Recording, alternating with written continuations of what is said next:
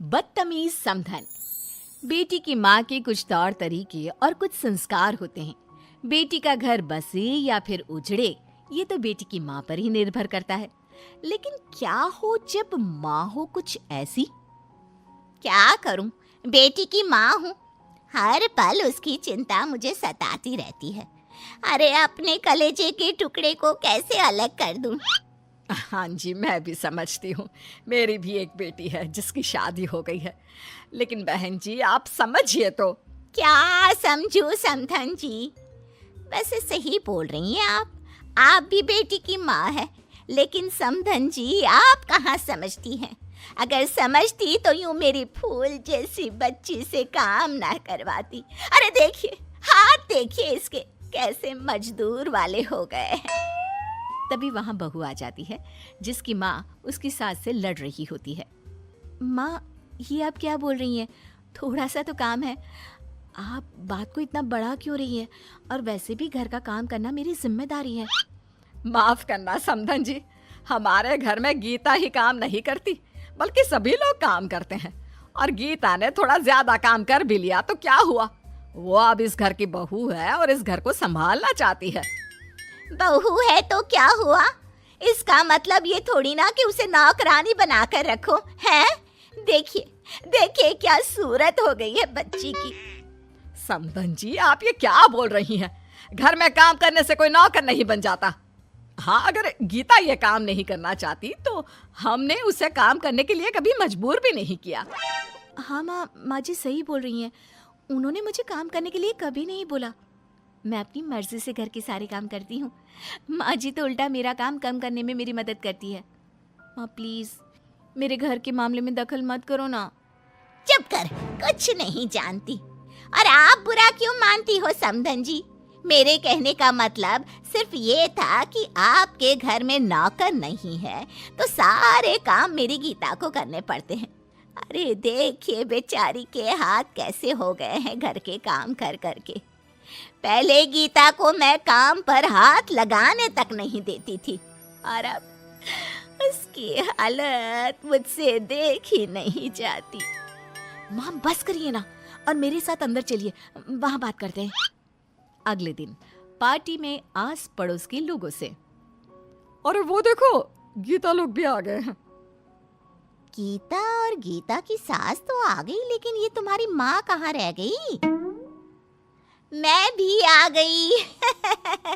मैंने कहाँ जाना है जी? लो आ गई गीता की माँ।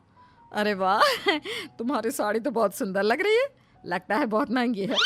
महंगी क्यों ना हो, ये साड़ी मेरी गीता ने मेरे लिए पसंद की थी और कहा था, माँ आप इस साड़ी में खूब जचेगी।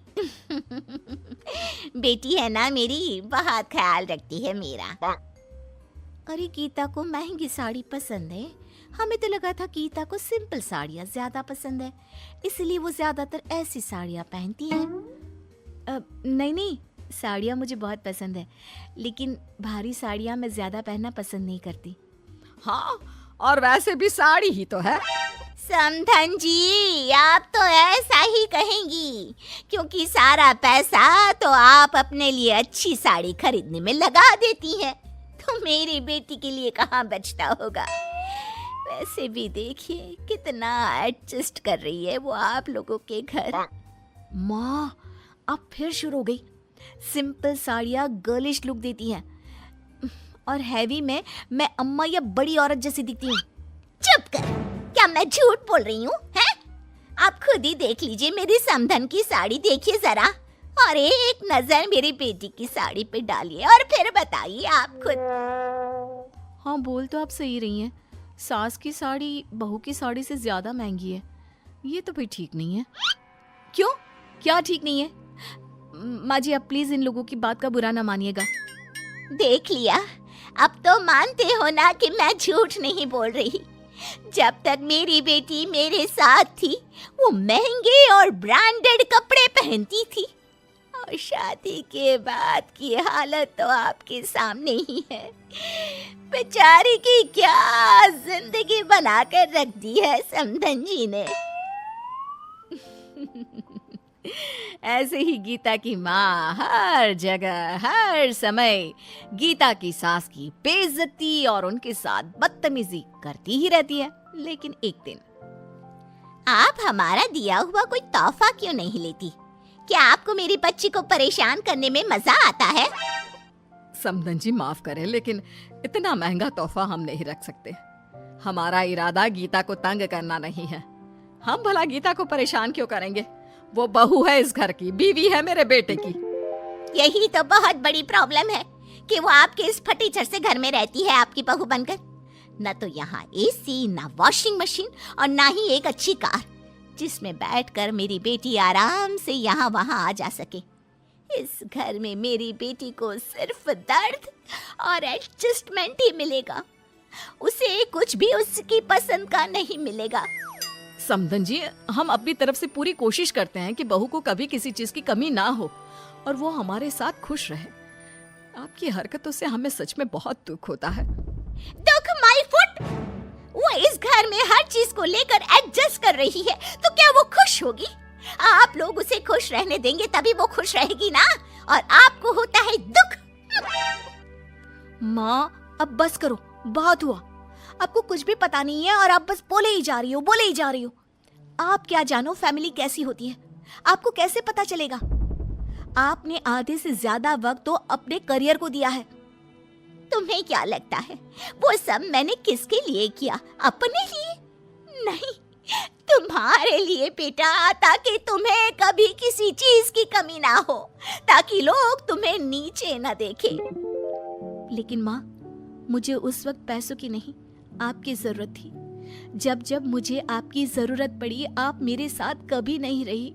क्यों आपके लिए आपके काम से ज्यादा जरूरी कुछ नहीं था? आपके बच्चे भी नहीं। तो फिर ये बहाना मारना तो छोड़ दीजिए कि आपने वो सब मेरे लिए किया।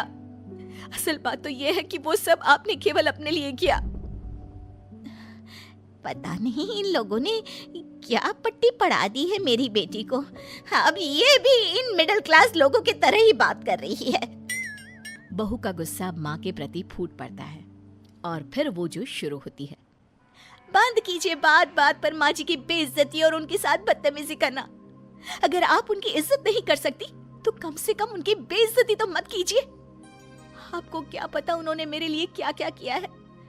आप जानती हैं, पिछले महीने मुझे बहुत तेज बुखार था और माँ जी ने उस वक्त 1 हफ्ते तक मेरा इतना ख्याल रखा, मेरे पैर बिस्तर से नीचे नहीं पड़ने दिए। काम तो दूर की बात है। ये है मेरी फैमिली जिसकी आप भर भर के बेइज्जती करती है, और ऐसी है मेरी सास जिनके साथ आप बदतमीजी से पेश आती है।